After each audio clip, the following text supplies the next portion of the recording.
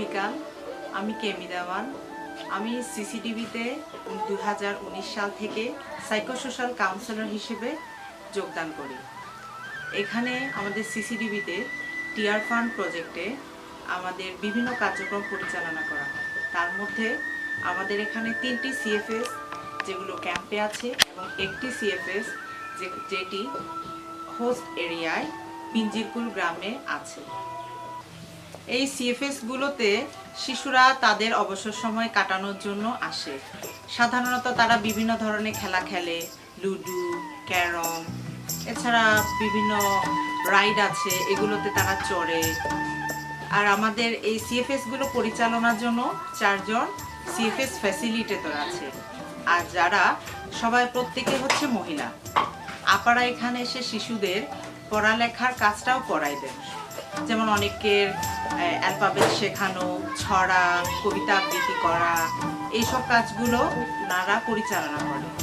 এছাড়া এখানে সবচেয়ে আরও একটা ভালো, শিশুদের পাশাপাশি অ্যাডোলেসেন্ট, গার্ল এবং বয় এরা এখানে এসে সময় কাটায়। সময় কাটানোর পাশাপাশি এখানে এসে তারা বিভিন্ন হাতের কাজ, যেমন ফুল তোলা, হ্যান্ডিক্রাফটসে বিভিন্ন নকশা করা, এই কাজগুলো করে তারা সময় কাটায়।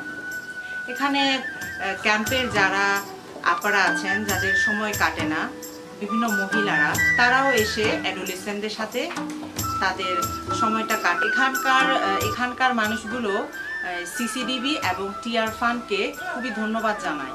কারণ হচ্ছে যে এমন সুন্দর পরিবেশ তারা অন্য কোথাও কাটাতে পারে না। এই সিএফএসে এসে হচ্ছে তারা তাদের মনের কথাগুলো প্রকাশ করতে পারে, ভালো সময় কাটায়। সেজন্য তারা টিআর ফান্ড এবং সিসিডিবিকে ধন্যবাদ জানায়। আমরা চাই টিআর ফান্ডের প্রজেক্টে আমরা যেন আরও অনেক কাজ করে আগায় যেতে পারি। আসসালামু আলাইকুম, আমি শাহাদা ইয়াসমিন। বাসায় থাকলে একা ভালো লাগে না, তো আমাদের এখানে সিসিডিবি এখানে আসি। এখানে এসে আমাদের অবসর সময় কাটে, বিভিন্ন হাতের কাজ করি। আমাদের অবসর সময়ের যে মানসিকতা থাকে সেটা আমাদের এখানে ভালো লাগে। আমাদের সাথে গল্প করি, তো খেলি দিলি, হাতের কাজ করি। তো স্কুলে যেতে পারি না, বাড়িতে বিভিন্ন সমস্যার কারণে যাওয়া হয় না। তো আমরা তো মেয়ে, আর বাসা থেকে তো একটু মানে বের হওয়া যায় না। তো এইটাতে আসি, এভাবে বাহির হওয়া যায়, মানে বিভিন্ন কিছু দেখা যায়, তো মনের ভাব প্রকাশ করতে পারি এখানে আসে আর কি। যদি আমাদের এই সিসিডিবি প্রজেক্টটা যদি থাকে আমাদের চিরদিনের জন্য থাকে, আমাদের জন্য আমরা অনেক খুশি হব।